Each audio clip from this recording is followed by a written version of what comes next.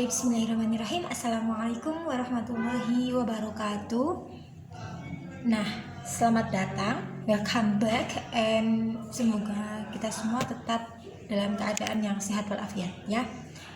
Oke, pada kali ini kita akan mempelajari tentang pelajaran 9, yaitu mari melaksanakan sholat.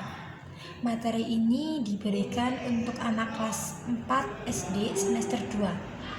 Kita langsung saja. Anak-anak di sini ada yang sudah rajin melaksanakan sholat, khususnya sholat wajib atau belum. Nah, kalau yang masih bolong-bolong dalam melaksanakan sholat, maka segera untuk dipenuhi sholatnya supaya kewajibannya juga terlaksana. Nah, sholat itu hukumnya wajib ain, jadi tidak boleh diwakilkan. Suatu kewajiban yang harus dilaksanakan oleh dirinya sendiri dan tidak bisa diwakilkan kepada orang lain. Itu namanya wajib ain. Sholat itu sendiri memiliki arti doa, karena seluruh bacaan di dalam sholat itu berisi doa, dan doa itu pasti hal yang baik-baik. Selain itu juga sholat merupakan rukun Islam yang kedua. Pembahasan yang pertama dalam sholat adalah rukun sholat. Apa itu rukun? Rukun adalah segala sesuatu yang harus dilaksanakan di dalam sholat, dan jika meninggalkannya maka sholatnya tidak sah. Jadi anak-anak, kita harus mengetahui rukun-rukun sholat, kemudian dilaksanakan supaya tidak ada yang tertinggal satupun. Rukun sholat yang pertama adalah niat. Niat yaitu menyengaja di dalam hati ketika hendak melaksanakan sesuatu, termasuk saat akan melaksanakan sholat. An-niyatu fi qalbi. Jadi niat itu ada di dalam hati. Bacaan niat untuk sholat 5 waktu itu hampir sama. Yang berbeda adalah pada jenis sholat dan jumlah rakaatnya. Jadi bisa diperhatikan ya. Misalnya sholat subuh, usolli fardhu subhi raka'ataini mustaqbilal qiblati ada'a lillahi ta'ala. Bisa dibandingkan dengan usolli fardhu dhuhri arba'a raka'atin mustaqbilal qiblati ada'a lillahi ta'ala. Jadi yang membedakan adalah pada jenis sholatnya. Kalau sholat subuh ya usolli fardhu subhi, kalau zuhur usolli fardhu dhuhri, kalau asar usolli fardhu asri, dan selanjutnya. Kemudian diikuti dengan jumlah rakaatnya. Kalau sholat subuh itu kan 2 rakaat, maka usolli fardhu subhi raka'ataini. Kalau sholat duhur itu kan 4 rakaat, jadi usolli fardhu duhri arba'a raka'atin, dan selanjutnya itu sama. Kemudian untuk yang rukun kedua adalah berdiri tegak bagi yang mampu. Artinya saat kita tidak mampu untuk melaksanakan sholat dengan berdiri, maka diperbolehkan dengan duduk atau dengan berbaring, tetapi menghadap ke kiblat. Kalau juga tidak bisa miring atau menghadap kiblat, kita bisa menghadapkan kelopak mata kita saja. Jadi tidak ada alasan untuk meninggalkan sholat, khususnya sholat wajib.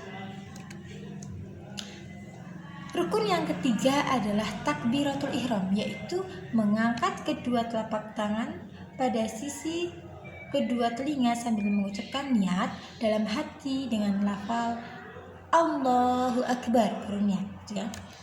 Selanjutnya yang keempat adalah membaca surat Al-Fatihah. Untuk surat Al-Fatihah insya Allah sudah pada hafal nggih. Jadi surat Al-Fatihah ini adalah rukun sholat yang tidak bisa ditinggalkan. Jadi saat sholat kok tidak membaca surat Al-Fatihah, maka sholatnya tidak sah. Nah, lantas gimana dengan surat pendek? Surat pendek itu bukan rukun sholat, tapi sunnah dalam sholat. Jadi jika tidak membaca surat pendek itu tidak apa-apa, sholatnya tetap sah, asalkan tetap membaca surat Al-Fatihah. Sampai sini bisa dipahami ya. Kemudian untuk rukun yang kelima adalah ruku disertai tumakninah. Jadi gerakan ruku bisa dilihat pada gambar. Dilakukan dengan cara membungkukkan badan membentuk sudut 90 derajat. 90 derajat itu begini ya. Kedua tangan bertumpu pada lutut dan mata tertuju pada Jari kaki gerakannya dilaksanakan dengan tumakninah, tenang dan tidak tergesa-gesa. Mengawali ruku kita baca Allahu Akbar. Bacaan ruku ada dua pilihan, kalian bisa memilih salah satunya. Yang pertama, Subhana Rabbiyal Azimi wa bihamdih. Ini dibaca 3 kali.